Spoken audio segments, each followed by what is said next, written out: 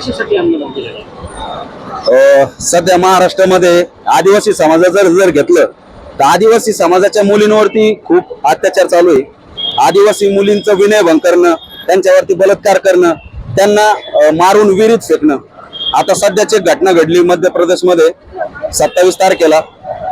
मध्य प्रदेशमध्ये खांडवा आणि खांडवामधील पैदाना इलाक्यामध्ये जे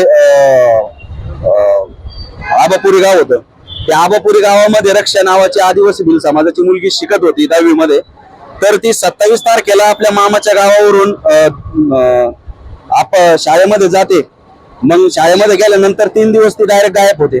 तिसऱ्या दिवशी तिचा मृतदेह एका विहिरीमध्ये सापडलेला असतो. आणि ही आदिवासी समाजासाठी खूप निंदनीय आणि काळीजाला काळा फासणारी गोष्ट झालेली आहे.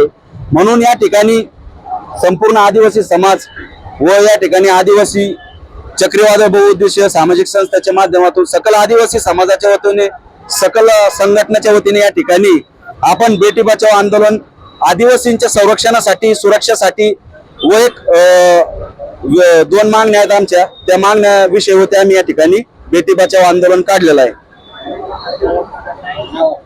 माझं नाव संदीप सुरेश गायकवाड. मी आदिवासी चक्रीवादळ बहुउद्देशीय सामाजिक संस्थेचा संस्थापक अध्यक्ष आहे.